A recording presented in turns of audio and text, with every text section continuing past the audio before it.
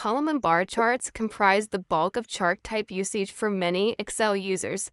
3 terms that you're likely to encounter when using these kinds of charts, as well as others, are the terms clustered, stacked, and 100% stacked. Let's look at these with column charts and then point out how you'll also encounter them with other chart types as well. The chart to the right of the data here is a clustered column chart. It's probably the default chart type in Excel unless you've made a change to it. It's certainly one of the most common chart types. Now, when you are creating charts or you're possibly changing charts, if you go to the Design tab, Change Chart Type, this is where we see all those choices. I'm just putting the mouse over this clustered column. In line charts, you'll have roughly the equivalent, but you don't see the word clustered. We will see these as we point to bar charts. There's a clustered bar. It's equivalent in area. You don't see that. And going back up here, you will see them in this kind of a bar chart. That's a clustered horizontal cylinder. Without beating this to death here, here's a clustered horizontal cone. And I guess the best way to describe clustered is that it's not stacked. There's a clustered cylinder and a clustered cone, and there's a clustered pyramid in there as well. So you will see that term a lot. And the chart to the right here is a clustered column chart, the one right here.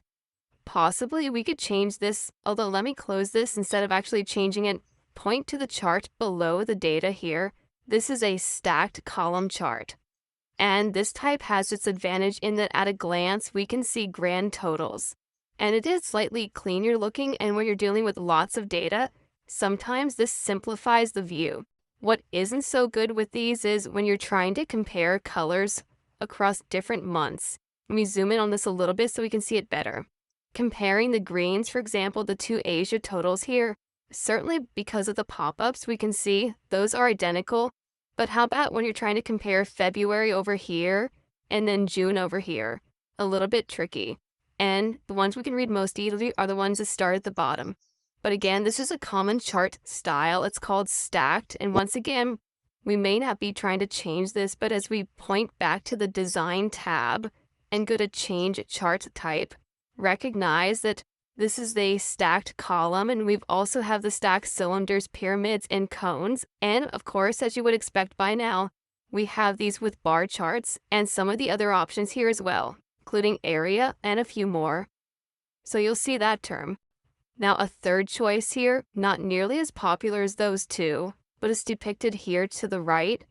When you zoom back just a little bit here so we can see this better, the chart right here below looks initially as if it's stacked, but you see percents down the side. And these kinds of charts are trying to do what a pie chart does. Pie chart can only handle one series, but this is called a 100% stacked. And so when we look at the left column here, we're saying in effect these 4 totals add up to 100%, and they do. But for February, we've got a different set of totals, but of course they add up to 100%. And here you can see something very misleading. If you are glancing at these and not absorbing what the chart really means, you would say Asia had a relatively high total in January, but not so high in February. Well, yes and no. Asia for January is 110, but it is a bigger portion of the total.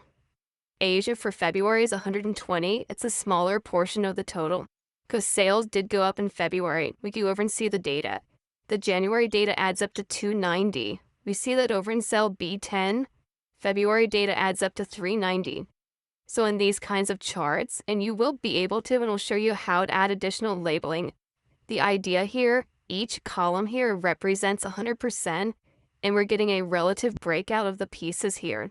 So this is called a 100% stacked. And again, if we go to the Design tab and change chart type, and even though we don't really want to change it again, we'll begin to see this term again, 100% stacked, and we'll see it here and there, and of course with bar charts and with area charts and some other choices as well.